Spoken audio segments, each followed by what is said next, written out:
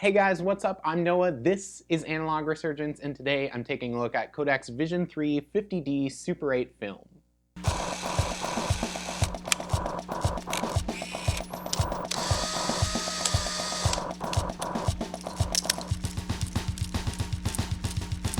Kodak Vision 3 color negative film for Super 8 cameras. Now, Kodak's Vision 3 color negative 50D film is motion picture film that's available for Super 8, 16mm, and 35mm motion picture cameras. It's made by Kodak, and today I'm taking a look at it in its Super 8 format. So Super 8 always comes in these boxes that contain cartridges that hold 50 feet of film, and only a little bit of the film is exposed at the very front of the cartridge, which means that this stuff is safe to handle in broad daylight and really anywhere. You can take it out of the camera and only lose a few frames. You can switch it between cameras, you can load it, unload it, and you'll only lose such a very small fraction of a second of footage. 50D has the lowest ISO and the finest grain of any Super 8 film that you can find available to buy and shoot today. And it's also one that almost every camera out there is able to shoot really easily. So many old Super 8 cameras don't have full manual control for exposure when you're shooting. They were set up to be really simple to use and therefore only contain automatic functions when you're shooting the film. But that also means that a lot of these old cameras were only ever set up to be able to properly expose for old film types from the 1960s and the 1970s. These were films like Kodak 50D that had an ISO of 40, but because 50D has a very similar ISO to Kodak 50D, it's the best type of film to use in a lot of these older cameras that don't give you full manual control when you're exposing your images. So of course, let's take a look at some footage. So these shots were all done under normal daylight, so the footage has proper colors because that's how the film is white balanced. It's just going to look best under daylight situations. It handles skin tones really nicely, and there's lots of detail between the light and the dark areas here to be able to play around with for color grading and editing your stuff later on once you have it digitally transferred. It's also not incredibly saturated, as you might see with color reversal film like Kodak's Ektachrome that's designed to be more vivid with more intense colors to it. Negative film is much easier to expose and it handles over and under exposure much better than reversal film. 50 ISO means you do need good light to get well exposed results, but it is interesting to see with some lower lighting what you can still get, especially in your shadows. You can see the kind of drop off here from the window where there's lots of light coming in to the more shadow areas here off to the side. For grain in general, this stuff is very fine. The higher the ISO, the more grain you get, and because Super 8 is already a very small film, there's always going to be a decent amount of grain in your images. But if you're trying for the smoothest image, then 50D is your best bet because it has that low ISO. Now, Super 8 cameras contain an internal color correcting filter that you can use when you're shooting indoor tungsten balanced film outside under daylight settings. It's an orange filter that will move in front of the film inside of the camera in order to adjust the color to match what the film is balanced for. But these Super 8 cameras do not have an internal filter for correcting daylight balanced film if you're shooting them inside under tungsten indoor lighting. That would require a blue filter. And if you want to do something like shooting 50 daylight film inside under normal tungsten lighting, then you need to purchase a separate blue filter that you can screw onto the front of your camera's lens. Using a filter also reduces the amount of light that will kind of enter your camera and hit your film when you're shooting. So if you were to filter that 50D ISO film through a blue filter and shoot indoors, then it would become 12 ISO instead of 50. So using this film unfiltered indoors though gives you a yellowish color cast over your footage. This is an idea of just shooting with really low light indoors under normal light bulbs. The film can still pick up detail, but the camera's aperture will be wide open, so your depth of field will be very shallow. 50D is a really nice film, and it is a great type to start out with because many cameras can automatically expose for it. For these samples I used a Yashica Electro 8 and a Nitso S8T, both set to automatic for exposure. You can also see some technical issues with these sample shots. So if you look at these shots, you can see examples of dirt and buildup in the film gate of the camera. This happens over time, and you can try and clean this area of your camera using something like a toothbrush. The Yashica camera was also experiencing some issues with a motor that wasn't running super smoothly. So at the beginning of this roll here, you can see some flickering of the exposure, and that's just because there's some unevenness to how the frames are being exposed when shooting through that camera. Now, unfortunately, those are things that are a little hard to judge just by taking a look at your camera and trying to run them without film, and that really shows off the importance of actually being able to shoot a test roll in your camera that you want to choose. Now, if you do want to just see the full roll example of this Super 8 film that I shot, then that is available over exclusively on the Patreon, and you can head over there. There's a link in the description to check that out. Now, I also shot this roll at 24 frames per second on these cameras. Not every camera has the ability to shoot at 24 frames per second, and it is a really friendly digital standard to shoot with when you're shooting the Super 8 film. And 24 frames per second for a 50-foot cartridge of Super 8 film will get you approximately 2.5 minutes worth of footage out of it. A lot of cameras will only shoot at 18 frames per second, which is a much older Super 8 standard for shooting film and then projecting it later on. You can still shoot Super 8 film at 18 frames per second and have it digitally transferred and adjusted to play back properly. And shooting 18 frames per second at 50 feet of a Super 8 cartridge will get you about 3.5 minutes worth of film. The difference is that 24 frames captures more information, which makes for a smoother looking image later on, and shooting at a speed of 18 means some less smooth looking footage later. So after I shot this cartridge of Super 8 film in these cameras, it was then sent to a motion picture film lab where it was chemically developed and then digitally transferred into the video file that I played in this video. This film needs to be processed at a motion picture film lab, and it needs to be chemically developed just like all other types of photography film. Now the film itself is a color negative film, so it comes out as a negative. So it's best to get it digitally transferred by a lab or a transfer house that offers those services of being able to scan the film digitally. If you want to be able to shoot a type of Super 8 film that you can project later on one of your Super 8 projectors, then you want to use a reversal film like Kodak's Tri-X or Kodak's Ektachrome. And if you're in doubt about what kind of film that your camera can automatically expose for, then I use a website called FilmCorn, which offers a database of Super 8 cameras and some technical details about them. The ISO range, or ASA as it's sometimes referred to, that a camera is able to automatically be exposed for can usually be found here for many different models of cameras. So 50D is a great film to start out with and play around with, and it's great for really bright outdoor situations, but not usually so much for shooting indoors under lower light without a filter for color correction or without a lot of light. But it is great for using in a wide variety of cameras, and it does give you some really great looking images. Hey, thank you guys so much for watching, and subscribe if you haven't done so already as I continue to do more videos for roll reviews, both on motion picture stuff and photography stuff in the future. And if you're at all interested in supporting the channel, there is the Analog Resurgence Patreon. There's a link in the description down below on this video. And if there's more stuff that you guys want to see me focus on or learn about or shoot and show off in the future, then you can comment on these videos or any of the videos on the channel. So thank you so much for watching, and I'll see you guys soon.